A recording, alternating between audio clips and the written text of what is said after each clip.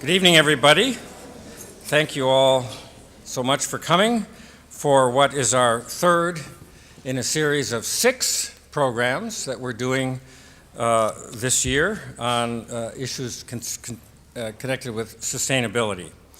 My name is Tom Morgan. I'm the director of the Alworth Center for the Study of Peace and Justice here at the College of St. Scholastica.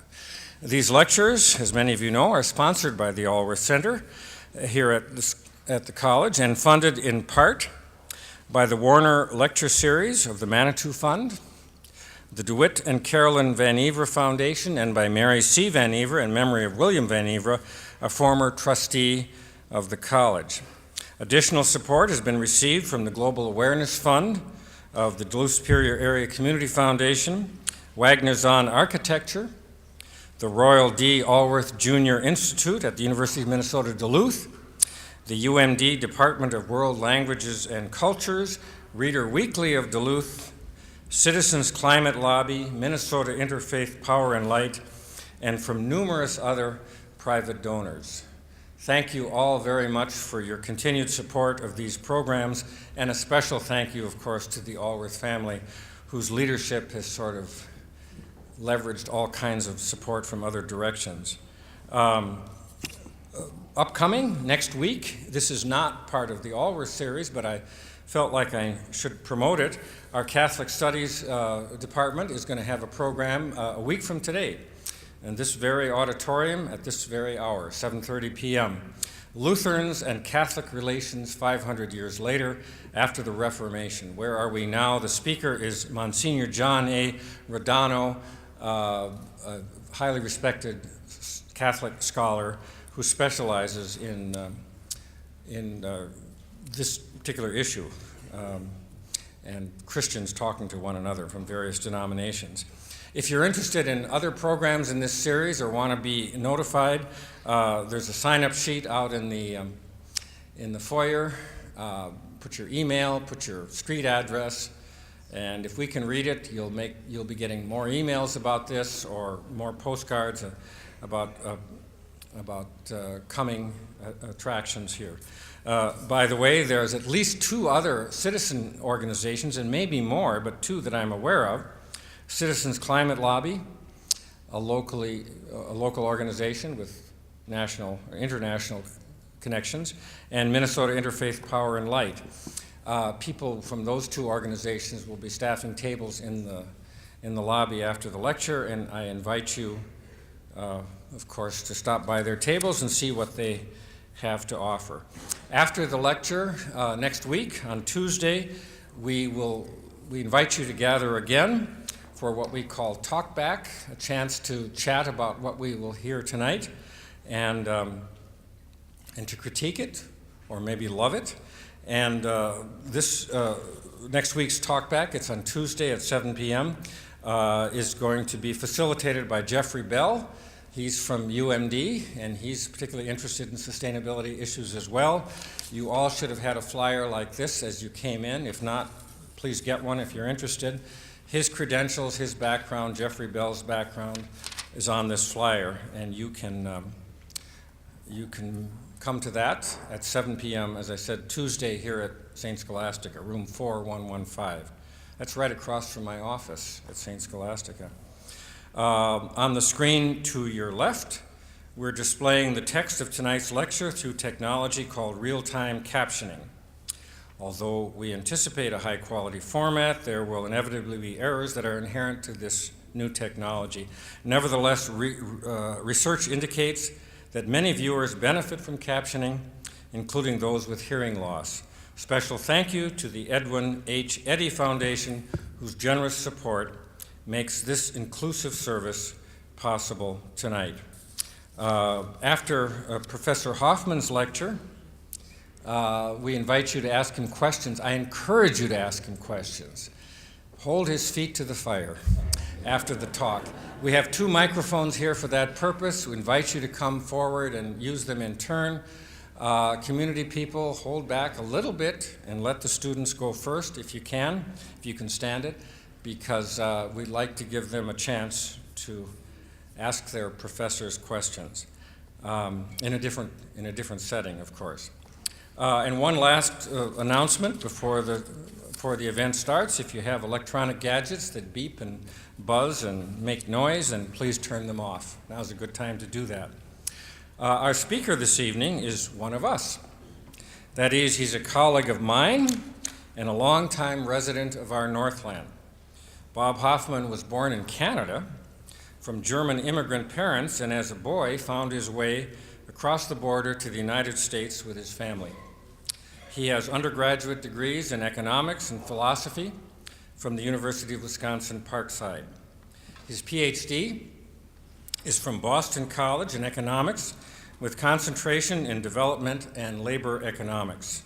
He's taught at the College of the Holy Cross in Massachusetts, at the University of Wisconsin in Whitewater, and at St. Cloud State University. He joined the faculty at St. Scholastica in 1995.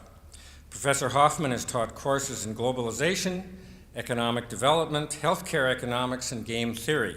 He's even taught a course with me a couple of years ago on global poverty. Besides economics, his research interests include evolutionary psychology. Professor Hoffman is married to Sandy, who is a nurse at St. Luke's Hospital. And Bob and Sandy have two sons, Sam, who works at the Federal Office of the Comptroller of the Currency in Maine, and Ben, who is a senior finance major here at St. Scholastica. It seems that both sons are following their father's vocational interests. In their spare time, the Hoffman family enjoys the Minnesota great outdoors. Ladies and gentlemen, please welcome Professor Robert Hoffman. Thank you.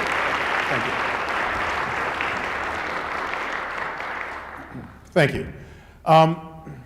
In preparing for this talk, I did a fair amount of reading about how various people view economic growth, and I consistently came across three claims that people made about economic growth. The first one was that economic growth has not benefited most people. The second is that economic growth has made us more materialistic, has cut us off from a simpler life that was more fulfilling.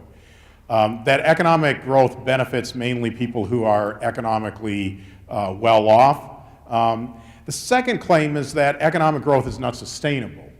It seems very simple that there's not enough resources. There's a fixed amount of resources, and if you get more and more people consuming the resources, at some point you run out of the resources. And then the third claim is that if we want to stop global warming, which all economists agree is something that should be our major objective, but the people who I looked at said if we wanted to stop global warming, we needed to stop economic growth. All of those claims are incorrect.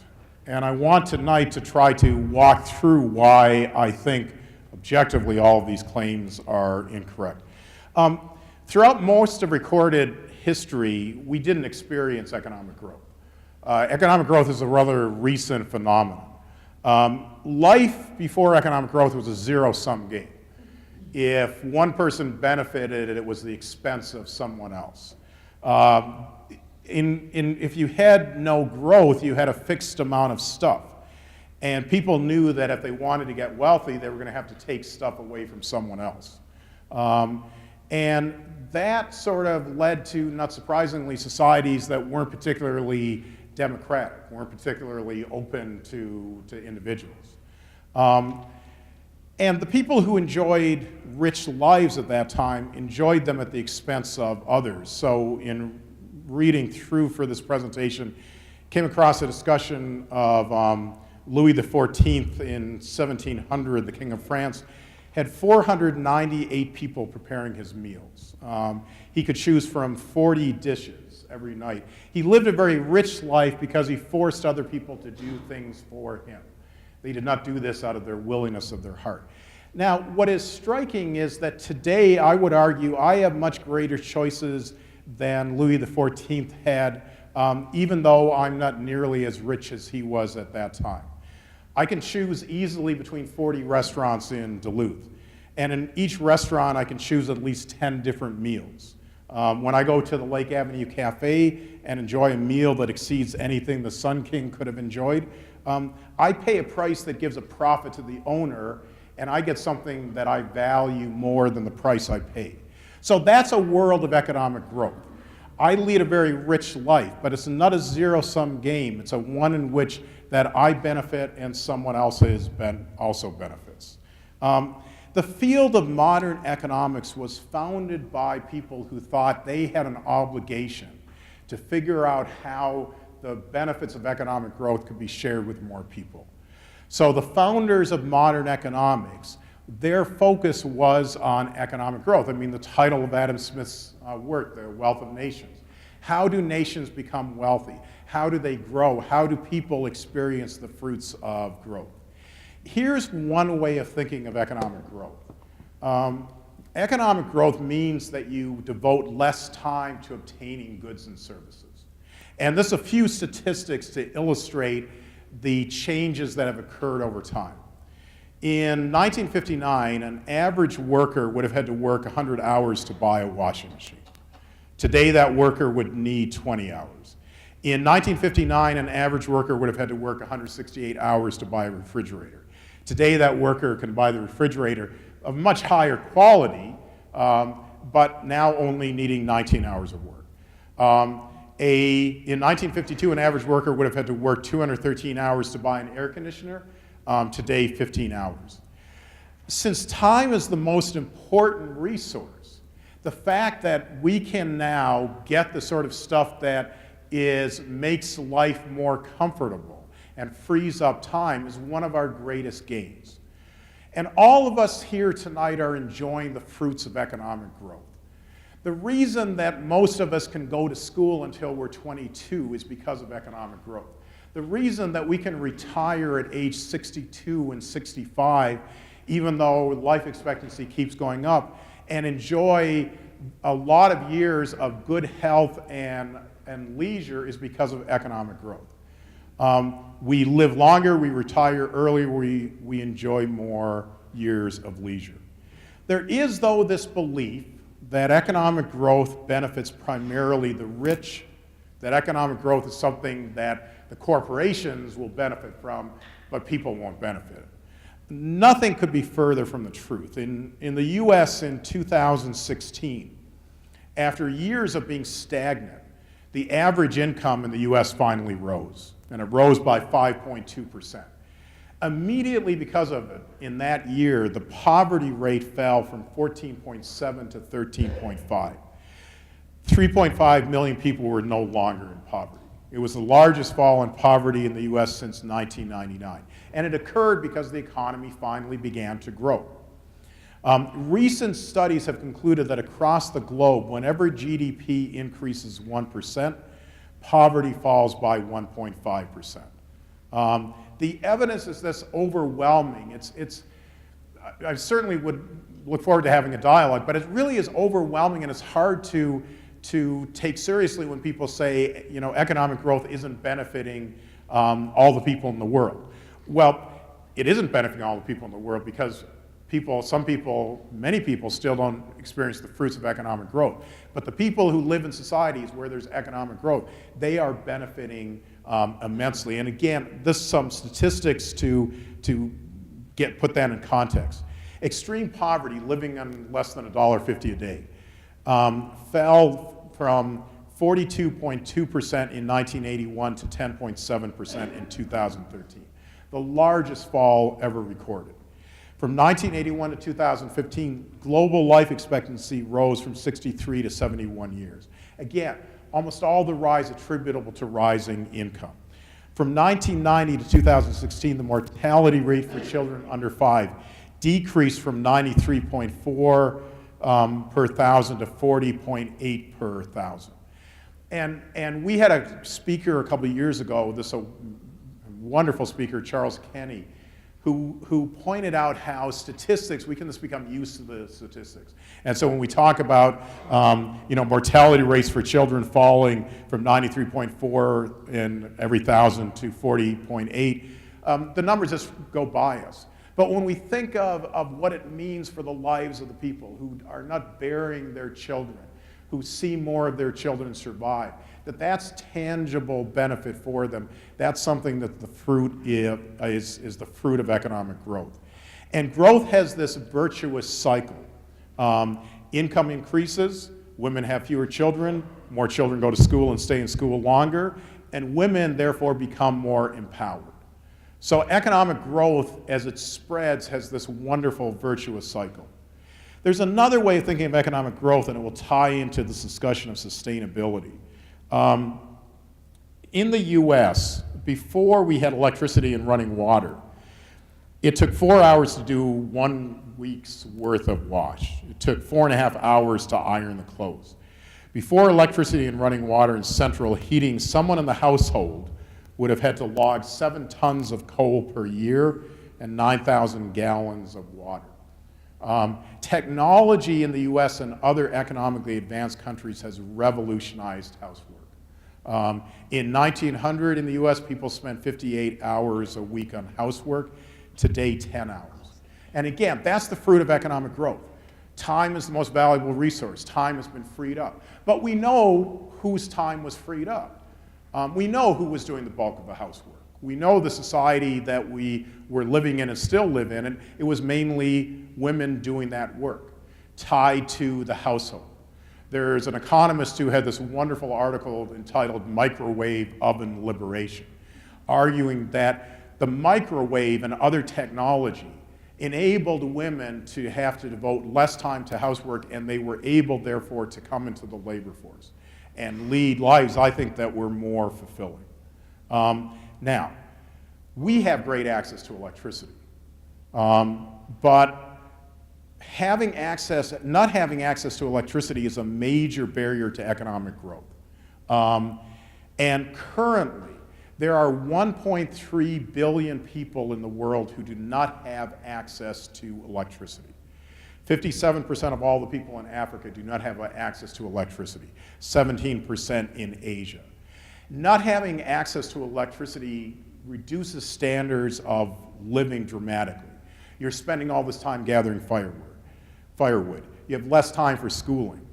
Access to vaccines and modern drugs is limited because the hospitals and clinics don't have the electricity to refrigerate it. Air inside the house is toxic. Because why? Because people are burning dung, they're burning twigs, they're burning other household fuels. The estimate is that people who do not have electricity and have to use other sources of fuel, that 2 million people a year are killed because of the toxic fumes generated by trying to generate some energy. And it's something I'm going to come back to again and again. When we think about global warming and we think about sustainability, that we have to keep in mind that global poverty has killed many more people, continues to kill many more people, and will continue to kill more people unless we can deal with it than global warming ever will. When we look at how to deal with the challenge of global warming, if our answer to that is to end economic growth, then I would argue the cost is going to be far greater than any benefit. And there's something that a fair amount of researchers have called the iron law of climate policy, which is if you phrase it as a trade-off between growth and the environment loses every time. But the good news is that that doesn't have to be the trade-off. We can have strong economic growth. We can deal with the challenges caused by global warming. And there was a story that a farmer in India was interviewed, and the talk was about, should India be able to get the level of well-being that the US has? Could we live with that? Could the globe support that? And his response was, why should I have to sacrifice the well-being of my children to help protect the environment of the very rich countries? So if we phrase the trade-off between economic growth and the environment's going to lose every single time. And there was an environmental group that was talking about, the challenges of global warming. And they seemed to be very okay with the idea that we could have 800 million people for the foreseeable future have no access to electricity. That, I think, is the wrong message. That is a policy that is, I think, morally objectionable. And we have had more and more people have access to electricity over time. That in 1991, 72% of the world population had access to electricity. 2014, the number had gone up to 85%. And that was at a time when the population grew by 1.8 billion. So the population was growing. We were able to get people more and more access to electricity. That seems on one level to be, well, you know, that's not a major accomplishment, but of course it is, for the reasons that's given. It frees up people's time. It allows them to have a more stable life. It allows them to have a life in which there's less likelihood of dying of illnesses. When we talk about green power, we have to be very careful that we don't pursue that at the expense of basic things.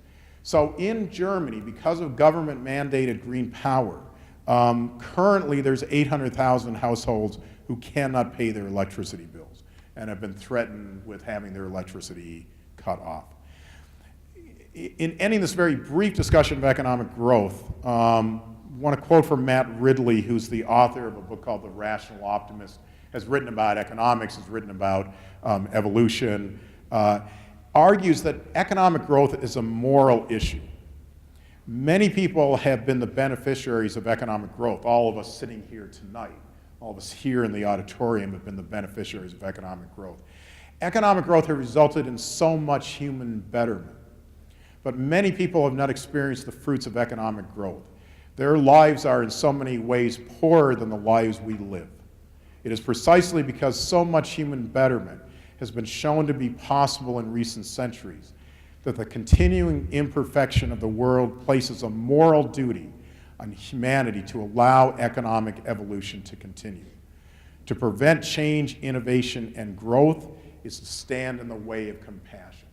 And I believe that very firmly, that we cannot say that we can't have economic growth. We cannot consign billions of the world's population to living a life that comes nowhere near the richness of the life we live. But when we talk, even if people say, okay, I agree with that economic growth is desirable, and I agree that economic growth produces all these gains, but the first objection that's going to be made is that we can't do it, because at some point we're going to run out of resources. And I just want to give you some quotes, because I don't want people to claim, you know, I'm just inventing these claims that then get shown to be false from the evidence. So I want to just give you some quotes from various people along the way in what they thought was going to happen to the resources. And all of it was premised on the belief we have a fixed amount of resources, and as population grows, we're going to run out of the resources. And on one level, it seems real basic, you know, that, I mean, isn't that this almost like a law of mathematics? You know, we have a fixed amount of stuff, more people want the stuff, at some point we're going to run out of it. Paul Ehrlich in 1968 said, the battle to feed all of humanity is over. In the 1970s, the world will undergo famine. Hundreds of millions of people are going to starve to death. Now, as I read these quotes about predictions of famine, yes, people have died of famine. But when we look at that, it's never because we didn't have enough food to feed them. It's because we couldn't get the food to the people who were in need of the food. The quotes that from Ehrlich and others was that we just could not generate enough food, period, to feed everyone. So in 1968, he writes that we're going to see all this famine. In 1970, he said between 1980 and 84, 4 billion people, including 65 million Americans, would perish because of food shortages. In 1969, he said the United Kingdom in year 2000 will be a small group of impoverished islands inhabited by some 70 million hungry people. Ehrlich compared humanity to a growing cancer, and he seriously proposed that the U.S. might have to resort to adding sterility drugs to food shipped to poor countries, or add sterility drugs to the water supplies. Two biologists published a well-received book in 1965 entitled Famine, 1975. They claim by 1975, famines greater than any in history will ravage the underdeveloped nations. Quote, our technology will be unable to increase food production in time to avoid the deaths of millions of people by starvation. A review of the book by a biologist said, all serious students of the underdeveloped nations agree that famine among the peoples of the underdeveloped nations is inevitable. The authors of Famine argued that there were some countries that were this hopeless, and the West should stop giving food to people in those countries. And for that view, he was praised by Paul Ehrlich for his courageous willingness to face realities. In 1970, a group of leading environmentalists predicted that by 1975, widespread famine would begin in India. By 1990, all of India would be experiencing famine. Famine would spread to Pakistan, China, and Africa. In 2013, India became the 7th largest exporter of food. And we'll come back to more evidence that these predictions turned out not to be true. And then we have the case of Lester Brown, who probably there are people in the audience who know him and probably people who respect him. But as I was thinking about this talk, I thought, I'm bound to determine that I'll probably offend about 80% of the people in the audience. And I was talking to some people and say, you know, it might be a good time to stop when I basically offended everyone in the audience. But I want to continue longer than that. So Lester Brown, in 2006, he wrote about how we were experiencing peak oil. And by peak oil, anytime you hear the word peak and it's in front of a resource, it means that the person believes that we have reached the point at which we're not going to be able to continue increasing the output of that resource. And the production of the resource is going to start to fall. So in 2006, Lester Brown wrote about how we were experiencing peak oil. And he said, one of the early casualties of peak oil is that people in the north were not going to be able to have fresh fruit and vegetables during winter months. Why? Because it would be so expensive to fly the fruit and vegetables in on planes because of the high cost of the fuel for the planes that we would just be priced out of the market. Now, there's very little need tonight to talk about whether the people who predicted peak oil were right. The price of almost all the non-renewable energy sources has plummeted in the last 5 years. Oil executives do not believe that they're ever going to see oil prices recover to any levels close to what we were in the past. So very little need to talk about energy. There is no peak energy. We have probably more energy than it would be wise for us to have. As we'll see when we talk about global warming, it would be nice actually if we probably had a little less oil and we were forced to look elsewhere for the energy to run things. In 2012, Lester Brown talked about peak food. And I'll just highlight, because I could have given 50, 60 different quotes that he came up with over a 20-year period of time. But in 2012, he talked about peak food, that the relentless population growth was making it difficult, if not impossible, for farmers to keep pace. Now, that wasn't the first time he forecasted peak food. In 1967, he said that all the sources of increasing agricultural productivity have been exhausted, and that there would be no way to increase further the yields from the agricultural sector. In 1974, he said farmers could no longer keep up with rising demand. 1989, population growth is exceeding the farmers' ability to keep up with demand. 1995, he stated that our greatest challenge may be thus making it to the next harvest. Now, let's look at the facts. If we look at cereal production, which is wheat, rye, oats, rice, which constitutes more than 50% of all the caloric intake of people in the world, here's what we find over time. From 1961 to 2014, production of cereal production increased by 280%. Population increased by 136%. The land used for cereal production increased by 16%. So this to say that again, we were able to get a 280% increase in yield worldwide. Population went up by 136%, which is a huge amount. The land that we used to grow the food only went up by 16%. India, which, as stated before, has become now the 7th largest exporter of food. From 1970 to 2014, population went up by 182%. Food production increased by 238%, and there was almost no increase in land that India devoted to the agricultural sector. In Africa, population went up by 308%. Production of cereal went up by 298%. Land devoted to cereal production went up by 122%. So Africa has not yet seen some of the benefits of new technologies to improve agricultural output. But even with all those challenges, that their production of food almost matched the increase in population. In the US, our production of food went up by 203%. Population 73%, and the land devoted to production of food went down by 11%. Okay. So all these predictions were wrong. Now, the point of noting how wrong people are is not simply to make fun of people, although there's nothing wrong with that. But in addition to sort of saying, look how wrong you were, we all make predictions that are wrong, but you would think that if you keep making a prediction every 5 years, and you're wrong, that at some point you would ask the most basic question, I wonder why I'm wrong.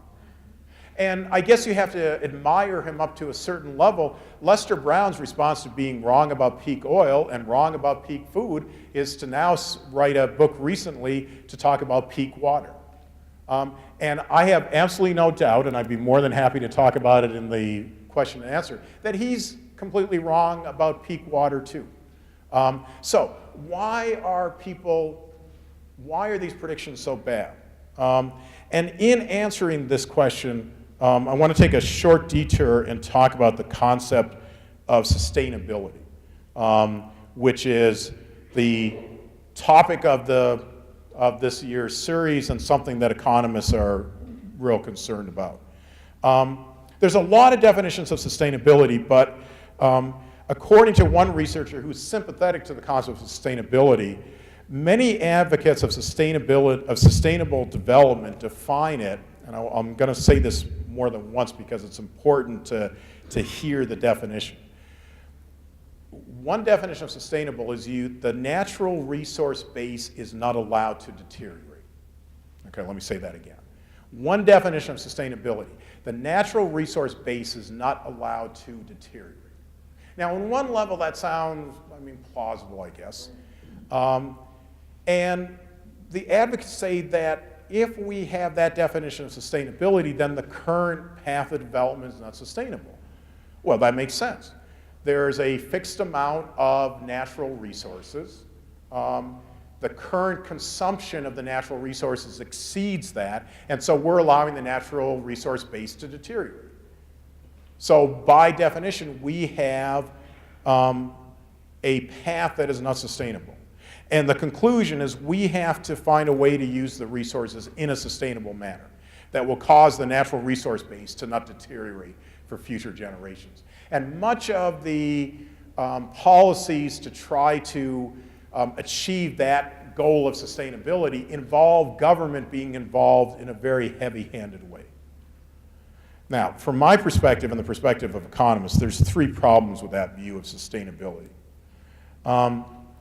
The physical amount of resources may be fixed, but the value of those resources change all the time. There are resources that were of great value 200 years ago that have 0 value. Why? Because no one now uses them for anything that is connected to economic growth. We should hope that in the future, coal and oil will have 0 value. So what's the point of trying to keep the base of coal and oil at a level that doesn't deteriorate when our hope is that technology will be such that we'll find ways of generating energy without having coal and power? The second problem with that view of sustainability, it ignores the role of technology which finds ways of using resources more efficiently. And connected to that, it is almost impossible to predict what resources are going to be of value to future generations. Do we seriously think that anyone, including government, could be able to predict in 100 years what resources the future generations will find of value? If you go back 100 years and look at the resources we were using and the ones that were valuable and the ones that weren't, that has changed dramatically. But finally, and the most important point, and now it's going to bring us back to these wrong predictions, it ignores the role that prices play in the marketplace.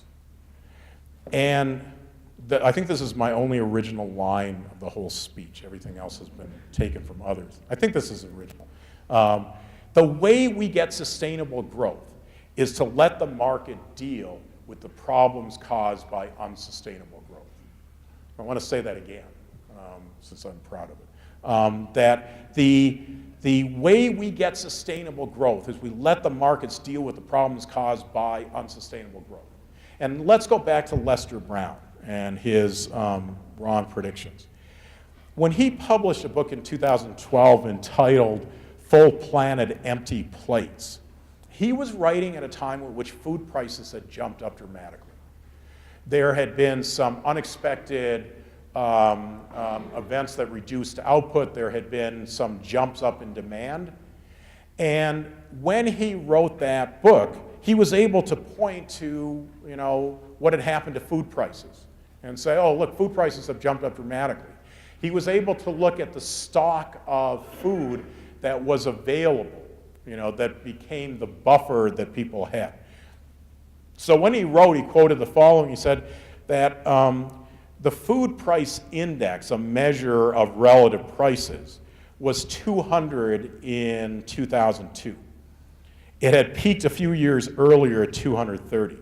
And what you can roughly think of is that every point is like a 1% change in prices.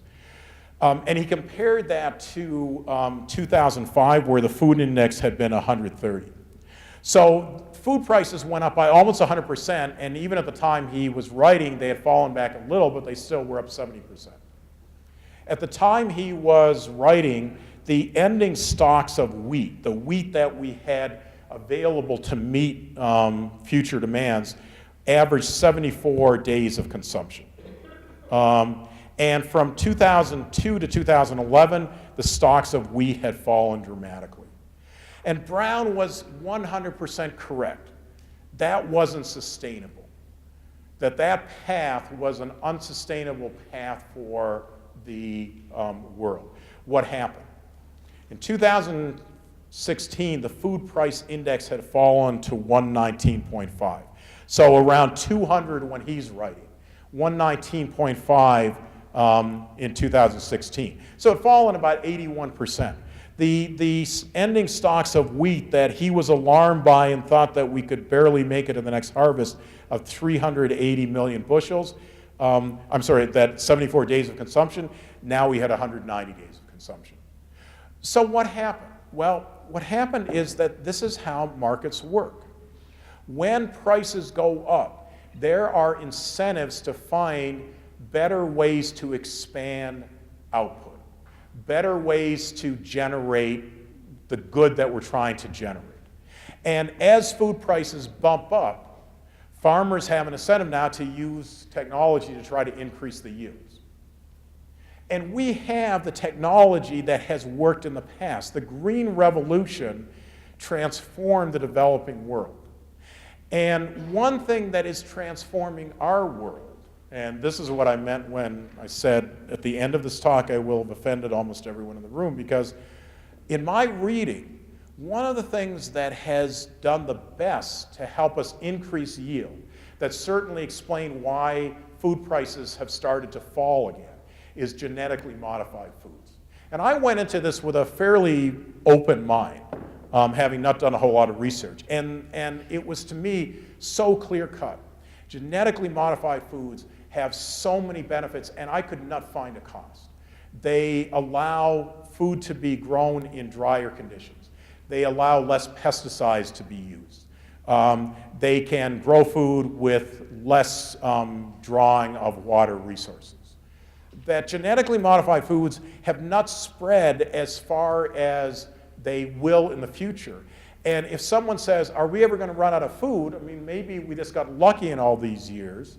The answer is no. The increased productivity in the agricultural sector is something that there is no sign that it is slowing down. And what's really key is that in a lot of areas of the world, some of the technologies that were revolutionary 20 years ago to grow food haven't yet been adopted. So if we look at Africa, which has seen population grow by more than the growth in food production, that there are many opportunities for farmers in Africa to use technologies that will dramatically increase the yield if we allow that. And I just want to point one thing out, because when people attack certain things, it has major consequences upon the lives of individuals. So in 2002, Zambia was experiencing a famine, and there was food donations that were being given to them. But some of the food was genetically modified food. And some people in the West convinced the leaders of Zambia to refuse the food, which they did. So they refused genetically modified food where there was no evidence that there's any adverse health effects, and let people perish. So when we're talking about various technologies, we have to be real careful that what we say and argue can have various adverse consequences.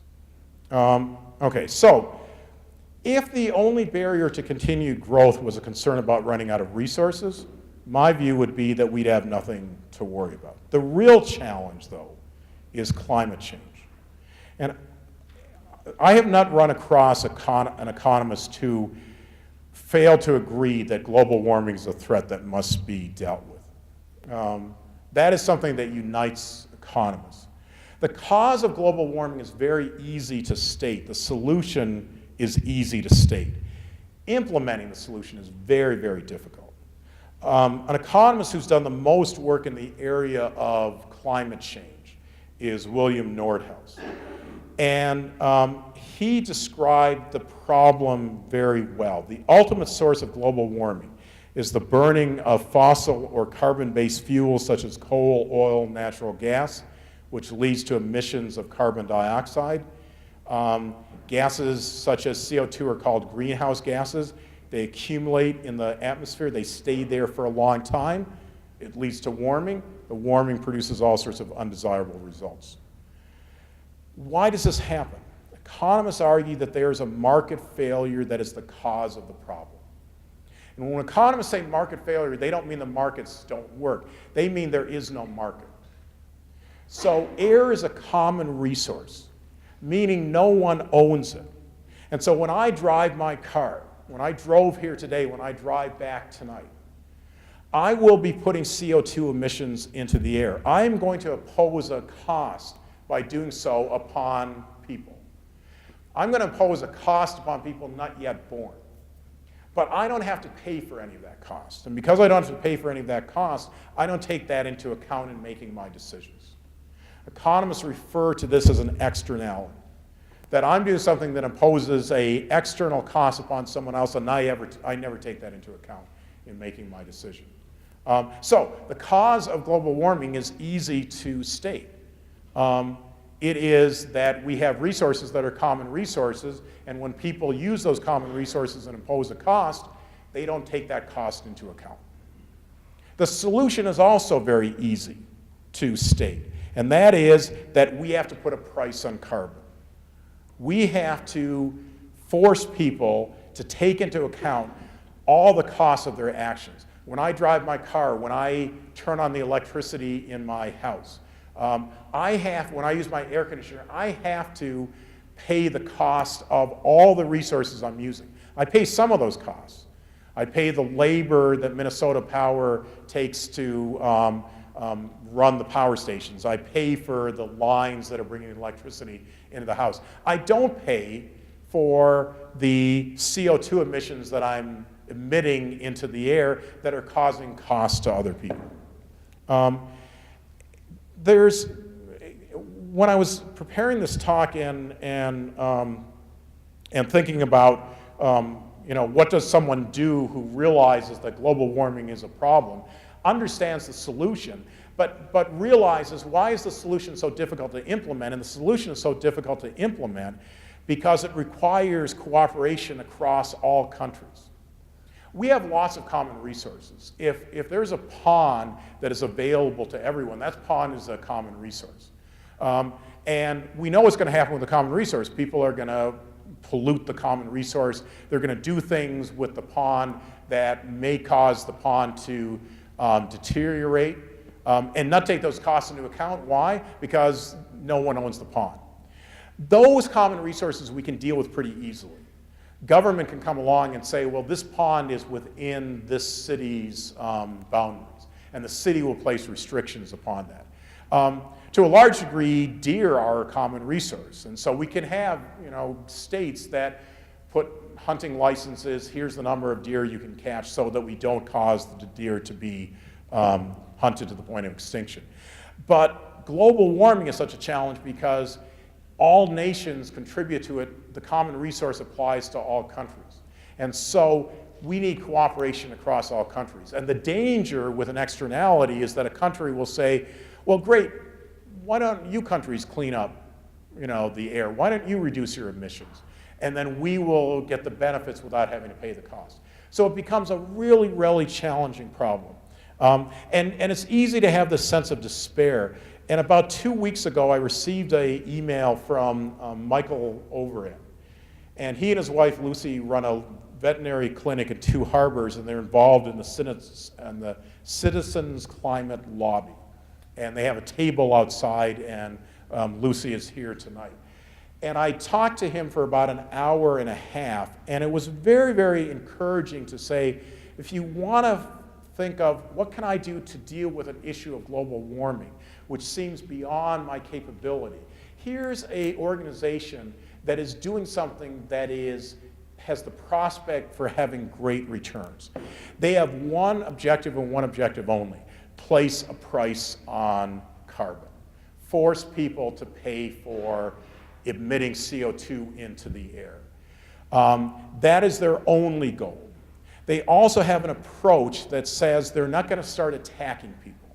They're not going to criticize people. They're going to try to build up a bipartisan support for legislation in Congress that would commit that the U.S. places a price on carbon.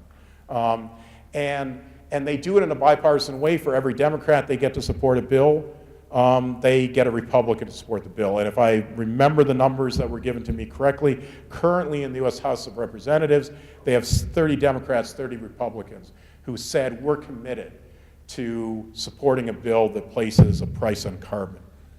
And from an economist's perspective, why is that so important? Because you place a price on carbon, you force people to pay for using the air. We will get all the right incentives. We will get an incentive for people will start looking at how can we find ways of generating electricity with less CO2 emissions.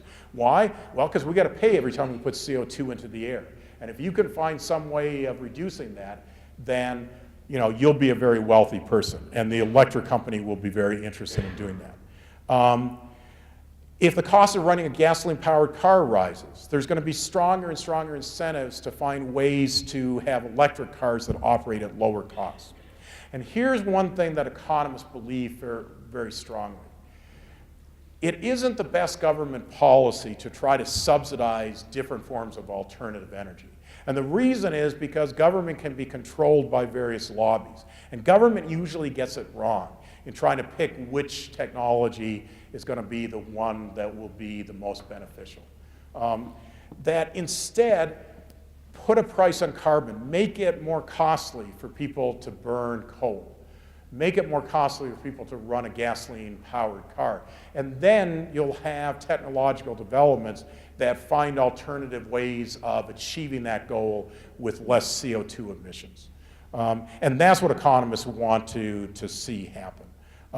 And the economists believe if we can do that, we really can deal with the problem of climate change, and we can do so without sacrificing economic growth. But in the short as we're dealing with climate change, here are 4 principles that I think we should follow. Anything that reduces our use of coal is desirable. Running a coal-fired power plant generates 6 times the CO2 emissions than natural gas and 12 times the emissions of CO2 than oil. We have to accept incremental changes, even if it's not a perfect world. The fracking revolution has done more to help avoid problems of global warming than any of the alternative energy sources that people have tried to develop, because fracking has reduced the price of natural gas and oil. And yes, it would be great if we could have energy sources that had no CO2 emissions. That is not a choice we face today. And to have technology that has reduced natural gas prices, oil prices, and that has resulted in less coal being used, that's really beneficial. And yet some people will just dismiss those benefits out of hand, saying that, we've done so much damage to the climate, having slightly less damaging fossil fuels is not much of an improvement. But it is a great improvement. The second thing we have to do, we have to recognize that continued economic growth gives us the best chance of dealing with climate change. Why? Because as people become wealthier, they devote more of their funds to dealing with issues of climate change. If you are living on the margin, issues of climate change have not much resonance with you. You have more important problems to deal with. When you live in a society in which you can expect to live to be 85, 90, when you can expect your children to survive and live to be 85 and 90, you suddenly care more about the environment. We need to be realistic about solutions to the problem of global warming. Stopping economic growth is not a realistic solution. And let me give you one, I think this is probably the final statistic. William Nordhaus, who I mentioned earlier, again, is an economist who's been working on issues of climate change and global warming for 20, 30 years. He very much thinks we have to deal with this problem. He is not one of these people who say, it's not really a problem. The Earth isn't warming as much as people might think. He recognizes it as a major problem.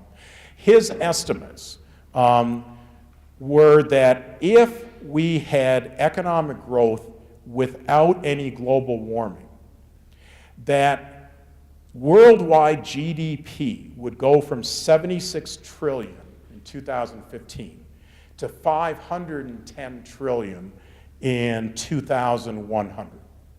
So to say that again, right now in 2015, global GDP, a measure of how much stuff was produced, a measure of how much income people had, 76 trillion.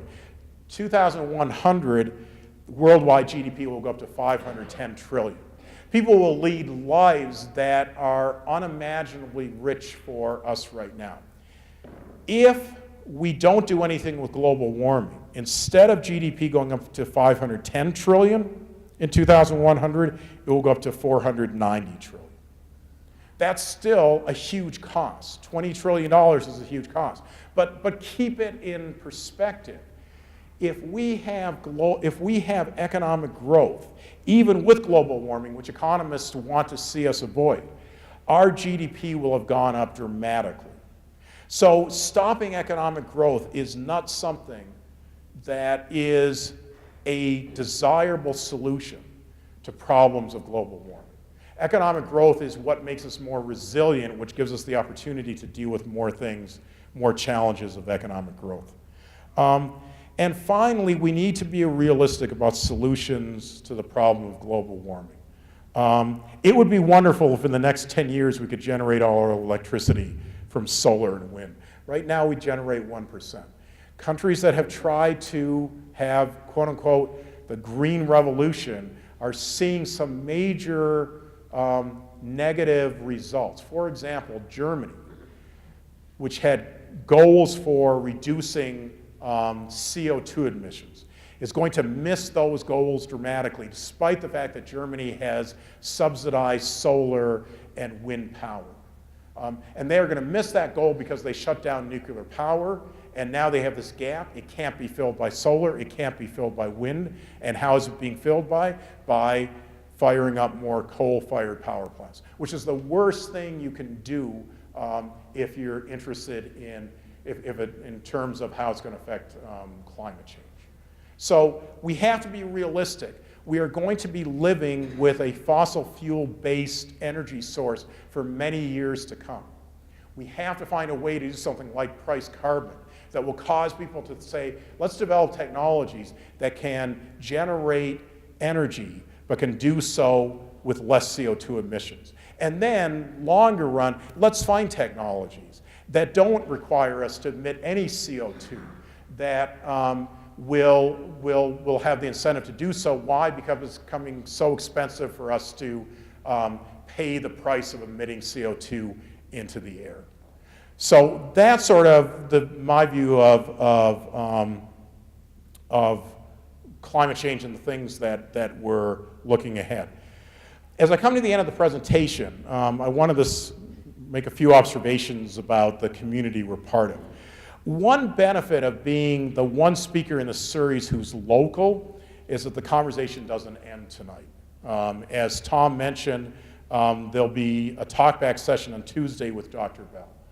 And he has generously agreed to let me come to the presentation, and I will be quiet for most of it, all of it, but it will be, but it will be great. It will be great to be part of that conversation. It will be great if students, Dr. Bell is from UMD, it'd be great if students from UMD and CSS can come and have a conversation about that.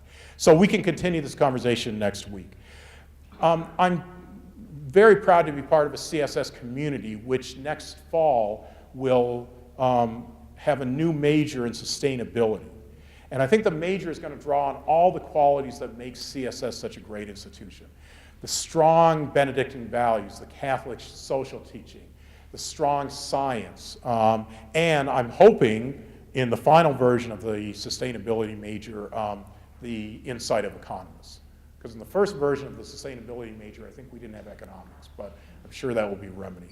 But what a great major. What a great major, and what a great institution to have the ability to draw from all these different people in our community to talk about an issue that is of great importance.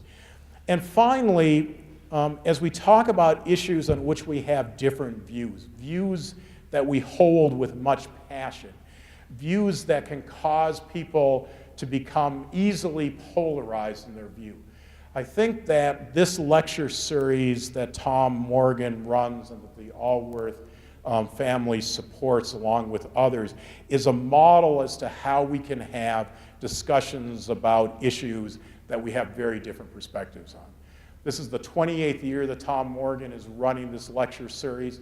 Tom has two objectives when he runs the lecture series: to make sure that all the different perspectives are heard. He brings speakers who I know he doesn't agree with because he feels it's important for us to hear their views. And when they're brought to campus, they are treated with great respect. They are given a dinner in their honor. They are given the forum in which for an hour they can present their views, and they are treated with respect by everyone in the community. And as we have discussions about contentious issues, I don't think that we should try to soften our arguments. I don't think we should try to find false consensus. I think the better strategy is to try to have a dialogue that exemplifies the values that Tom Morgan has created for 28 years in this lecture series. And with that, I think that's probably an appropriate place to end my presentation. Thank you.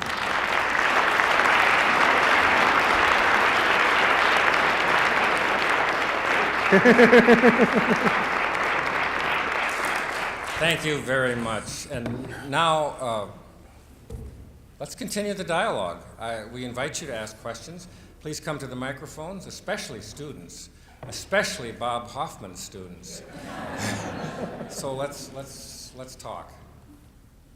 Here comes one.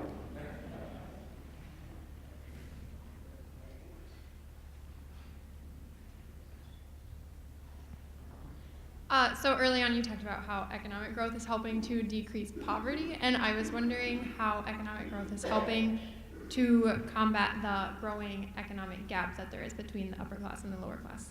Yeah, that's a great question. And there seems to be some mixed evidence on the level of less economically developed countries, where economic growth there doesn't seem at some stages to have as dramatic effect on income inequality as it does in other countries. The whole issue, though, of income inequality is one that I think is more difficult to analyze than sometimes some people might claim. For example, how we get income inequality, to me, is a major question that determines whether it's desirable or not, and I'll give you a quick example. Suppose we started out in a world in which everyone had the same income, or a country in which everyone had the same income. And then you had someone like Steve Jobs, who invented all the technological products that the Apple company had invented. And as a result, he became super rich. Now, would that inequality be objectionable? And I would argue not. The problem I think we've had in our economy, and it's less so in some countries that are developing because they don't have this financial sector that this occurs. The problem we have in our economy is people get rich for doing things that you can't really defend as having any great value to the overall economy. If you have stock traders who the way they get rich is they trade a stock a second and a half before someone else trades that stock, and that's how they make millions of dollars, it's hard to say that that's benefiting society.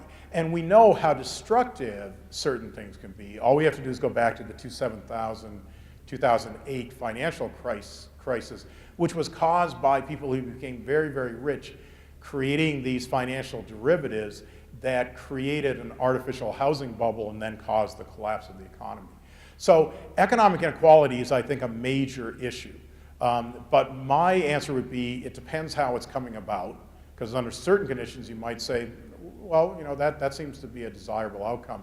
Under other conditions, it looks a lot like a society with no growth, where you've got a group of people who are grabbing more of the stuff for themselves at the expense of others.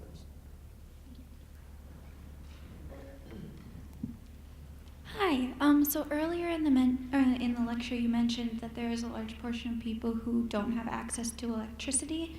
I was wondering if you think it's our responsibility as a country who has access to that resource to help the other countries get access to that resource.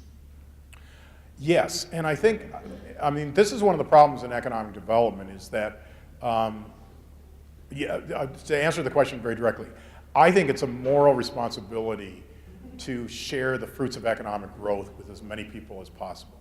Now, how you do it is a major issue. We've had a long history in the West of sending people into other countries, knowing nothing about the country's culture, knowing nothing about the country's history, and telling the country, do all these things and wonderful things will happen.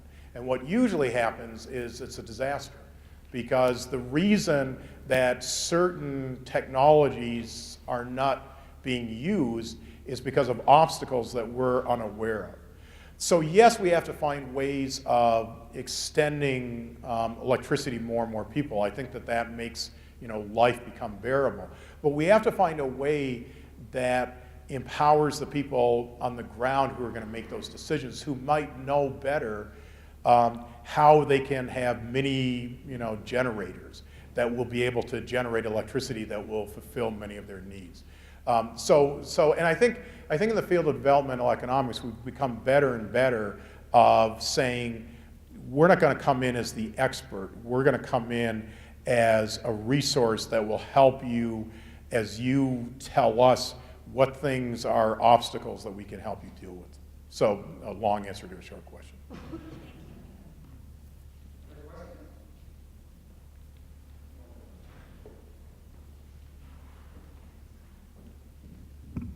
I just had a question on like the ethics, I guess. So you said sort of the idea is having a tax on carbon, but how do you sort of convince the higher ups that that's sort of the thing to do, or is it profitable for the companies who make the oil to have that tax? And Yeah, and I think that's a real challenge, and that's why the organization I mentioned, the grassroots, is there. Here's what I think you have to do, is you have to have a group of people who think climate change is such an important issue that they're going to base their votes on that issue alone. And you have 57% of the American public say that climate change is a major problem and they're willing to pay higher prices to deal with it. But that's not their number one issue. You have an organization like the NRA who is able to effectively block legislation and get legislation that supports their goals, and they have far fewer people than could ever be involved in climate change. But for the voters in the NRA, the only thing they care about is issues of the Second Amendment. So you really have to have a group of people who their one goal and the only thing they're going to care about come election time is what's your position on climate change. And the other thing I'd say is that you have to make life uncomfortable for the people in power, right? That's how we've always gotten change, is you have a group of people who make life so uncomfortable that at some point, even if people say, well, I don't believe in global warming, this to try to get you to go away, they'll try to deal with the issue. So I think we need people to say, let's become involved, let's agitate, let's do things that make a nuisance of ourselves. We'll get the criticism, that we're disrupting the system and we're hostile and we're somehow angry. But that's, I think, the only way you get change, is you have to have people who are passionate and say, this is the thing that is going to guide me in all my decisions.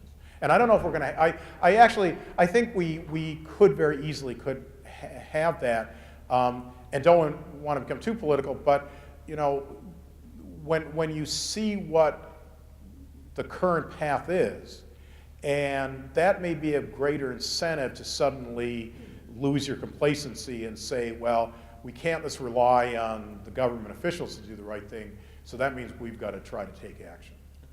thank you. Sure. Hello. Hi. First off, thank you for the talk. You talked a lot about food production and that we've been able to grow a lot more food. Oh, sorry. You've talked a lot about food production and how we've been able to grow much more food, but farming is also a huge cause of global warming.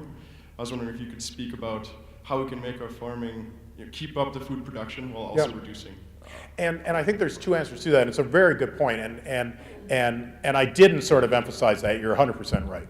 That I acted like farming was something that had no effect upon the environment. But of course, as you pointed out, it has a major effect upon global warming. There's two things. One is some of the things that have already happened are really good news. In the US, the fact that we're using less land for farming is a great thing.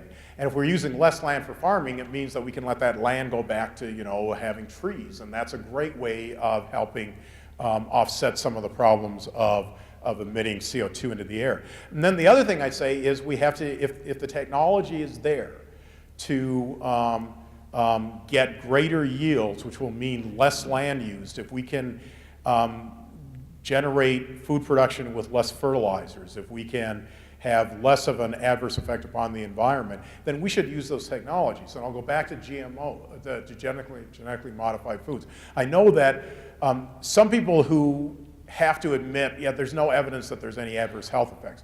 Then their second argument is, but it makes a company like Monsanto really powerful. And I'll go back to the previous question. If you think global warming is an existential threat, then you should be willing to accept a lot of other things. And so if, and I don't believe it's true, by the way, but if you think that genetically modified foods, that Monsanto is going to become this incredibly powerful company that will become incredibly rich, okay, that happens. Let's assume it happens. If it helps us deal with the problem of global warming, is it worth it? Because at some point, you've got to make those cost-benefit trade-offs. And I think sometimes in the discussion of genetically modified foods, I don't see people recognizing that trade-off.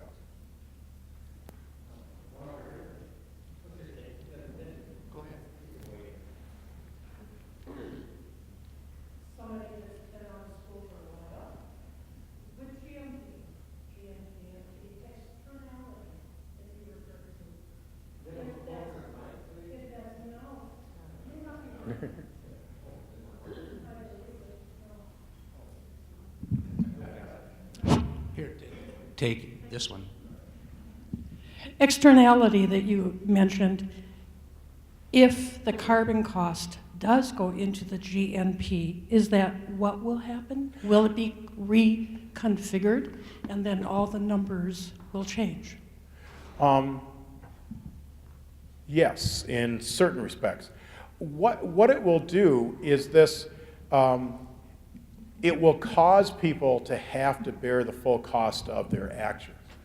And it actually could, in a bizarre way, cause our measure of GDP, and I'm sorry, I should have explained what GDP was. GDP is just a measure of all the stuff that's produced, and GDP is also roughly equal to the income that a country earns in a year.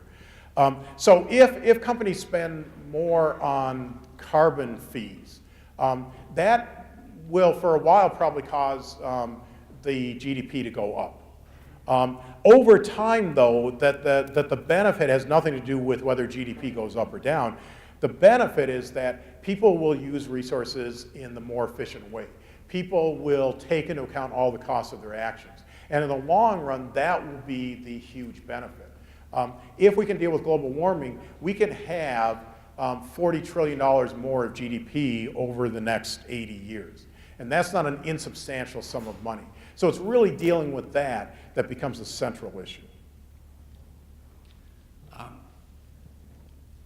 I personally cannot think of any progress that Homo sapiens have made on the planet without first the struggle to prevent the externalization of costs out. I mean, getting rid of slavery was a huge externalization of costs. And so I see this somewhat as a similar thing, getting rid of types of injustice, unfairness. It always involves forcing somebody to absorb their own cost. And so the climate change people are just fighting for the same things, actually, that people have always fought for, in my opinion. One classic example, I think it can be assumed that well over half of our defense budget over the last 50 years has been to secure energy resources. Most of our wars suffer, and yet not one dime of that cost was allocated on the price of fuel. And so we didn't have to pay for it directly by the use of the fuel. One example. So Yep. that was an externalization of cost also. Yep. And I like that analogy a lot. And that to me is the response. If people say, we're going to place a price on carbon, and that's going to cause the price of gasoline to go up. Right, but it should. I mean, it better. Because right now, I get to use a resource that has great value to many, many people, and I'm not paying for that resource. The coal industry, mercifully, is dying in the US, and nothing that can be done is going to resurrect it, and that's very, very good news. There are many coal miners whose lives will be destroyed, and that is something that as a society we need to find ways to deal with. But we can't destroy the environment just to try to protect coal miners and protect a small number, and we can't say you can continue to have electricity without having to bear the full cost of it. So I agree, I think that's a great point. Hi, I was wondering if you could talk about the effects of the wage gap on the economic growth and economy in recent times. Yeah, the effect of the wage gap on economic growth,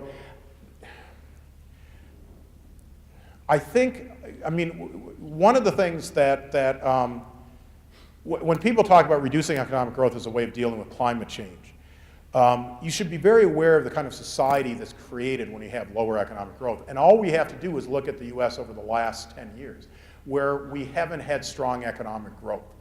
And as a result, I think the wage gap is the consequence of low economic growth. The fact that we haven't had productivity breakthroughs, the fact that we haven't had technologies that have enhanced the productivity of labor has caused wages to be sluggish. And the fact that in that society, then people found that if we couldn't increase the productivity, maybe I could find a way to grab more of the stuff being produced by methods that aren't really beneficial to society. So I think that that's a major issue, and I think it's the economic growth driving the sluggish wages and the rising income inequality. And to me, it's another lesson. If you think that a way to deal with global warming is to reduce economic growth, look what's going to happen to society, that in a society that has low economic growth or has no economic growth. And we don't have to speculate about no economic growth.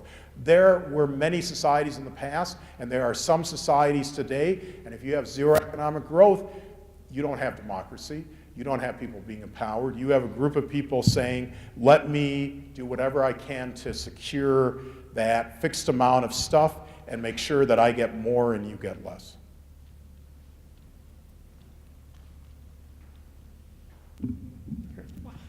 I don't know. Okay. So you talked a lot about how economic growth has given us a lot of benefits. I think it has also caused a lot of waste. I think, or for people to waste a lot. In the United States, if I'm not wrong, I think 40% of the food we make or buy is thrown away. Mm-hmm. And that would go against sustainability. So can you talk a little? No, and you know, I'm glad you raised that because in a talk like this, I'm going to make some generalizations and ignore certain things.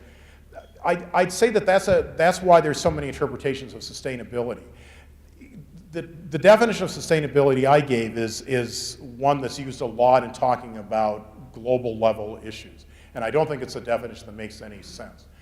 But when you talk about sustainability on an individual level, then I think you're 100% right. We live in a society in which we do, as you pointed out, and my recollection of numbers is the one you gave, is that we are very wasteful in our personal lives. And there's nothing that economists have no problems with people saying, I need to be more responsible in how I use my resources. I have to be less casual about wasting resources. I have to be able to have enough resources that I can help people in need, that if my neighbor runs into a problem, that I can have the resources that support them. So I think sustainability on a personal level is a different issue than some of the sustainability in terms of the overall economy. Other questions?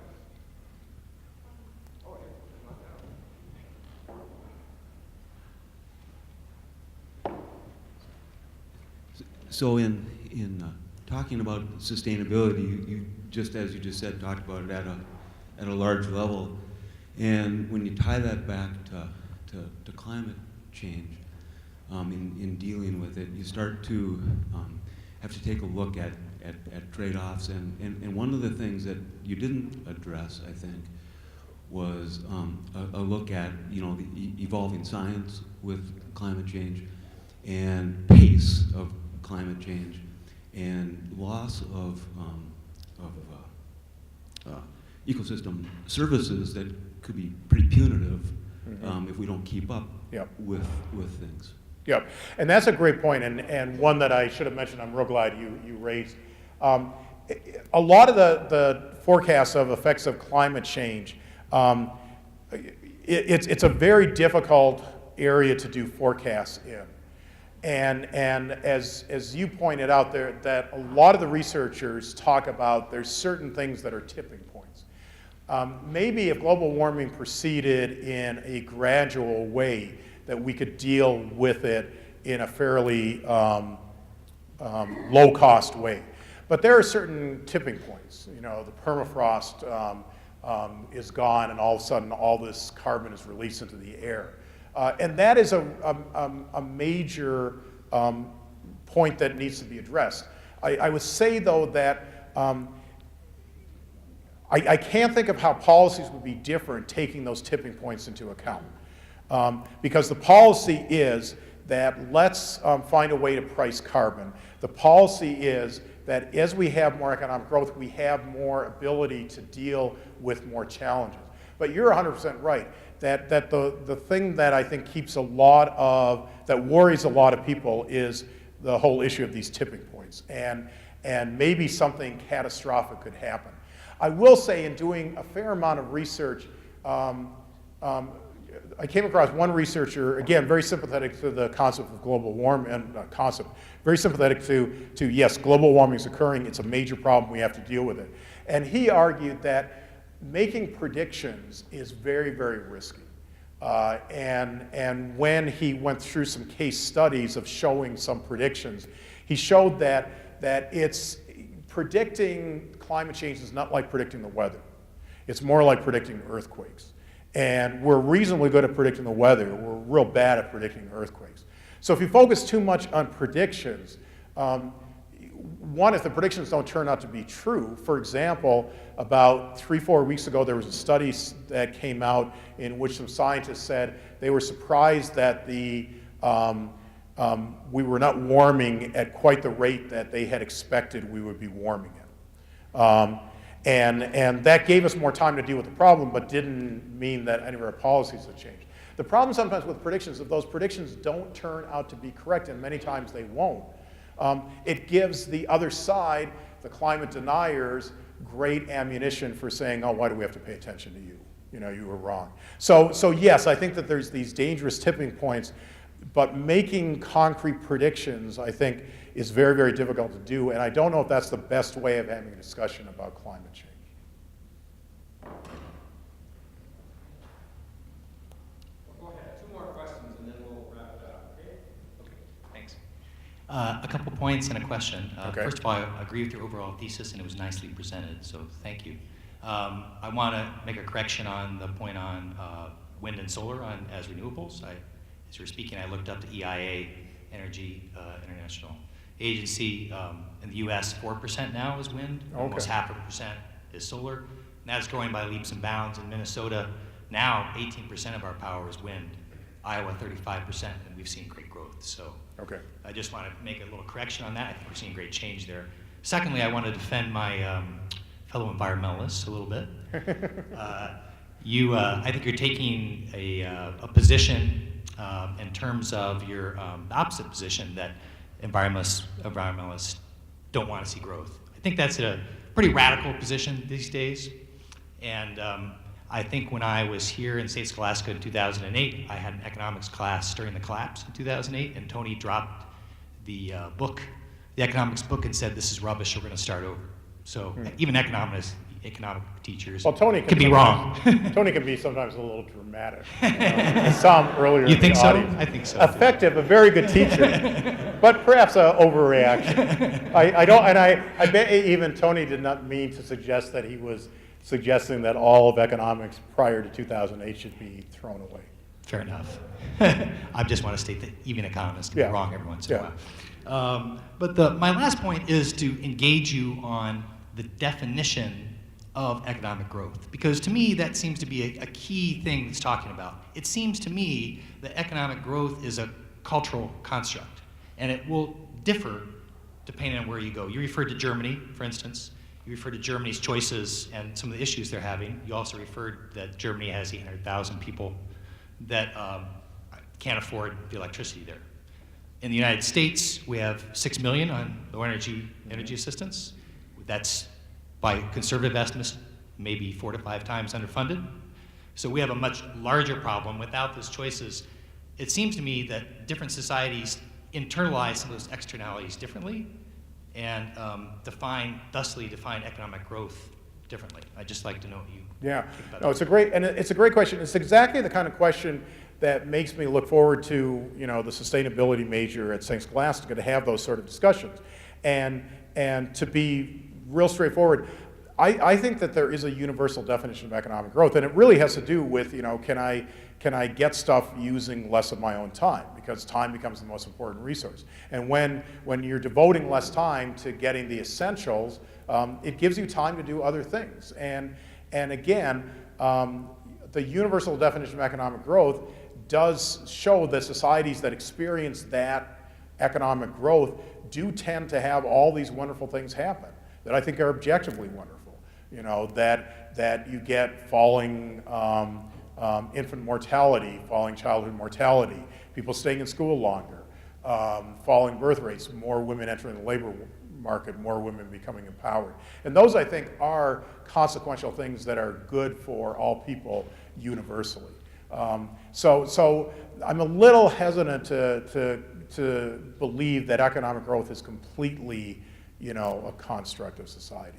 But I think that that's the sort of discussion that it will be real fun to have as we go forward.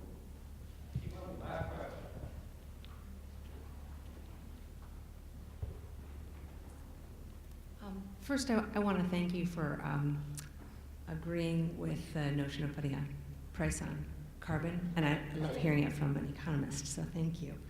I wanted to comment on two things, well, comment and then ask a question. The United Nations defines sustainable development as development that meets the needs of the present generation without compromising the ability of future generations to meet their needs. And of course, we don't always know if what we're doing right now to meet our needs is going to compromise the ability of future generations to meet their needs. So I think that we have to be incredibly cautious that we are not inadvertently causing the next climate change, which I would agree is an existential threat. It may not be the only existential threat.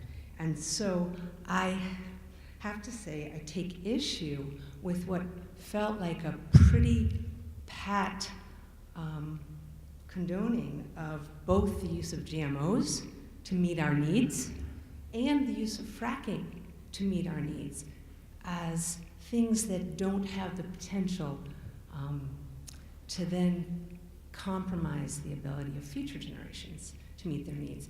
Fracking in particular, well, both of them, they're different. If we can't get food and if we can't have clean water, we're not going to meet our needs. Or if we do something that compromises the ability of future generations to have clean water. And fracking is very much associated with the potential to dramatically alter the safety of our water supply. And we don't even have to look at only fracking. We have to look at places like Flint to see just how tenuous and just how real an existential threat keeping clean water is. So I'm wondering if you could bring that into the Sure. answer that. And that UN definition, again, the problem I just have with that is that if we look at if we look at a trade-off and say, so the generations before us that decided to use lots of oil and coal, and the generations that currently continue to use lots of coal, which is the major problem. It is creating a potential cost, a real cost for future generations, but it's also creating a level of wealth that allows future generations to have opportunities that they otherwise wouldn't have. And I go back to technology being that if you put a price on carbon, you're creating now technologies for people to find new ways of meeting energy without that. And I just think it's beyond our abilities to try to predict what resources will be available for the future generations. And it's hard to figure out a policy that makes sense that will say, let's do things though so that resources for the next generation will be sustainable. And I just think that's a policy that is hard to figure out how to implement. And the ways it's been implemented so far, the short steps, are, I think, ones that have the potential to do a lot of destruction to future generations. But again, the reason, economists have their worldview and we like markets and we think that you give people the right incentives, things are going to work out. And we're optimistic about the future, but partly because, it's been so good in the past. But we can be very blind to certain things, and we can be very quick to gloss over some real major problems that growth can lead to. So I think that perspective has to be heard, and heard especially by economists. Thank you very much. That's right.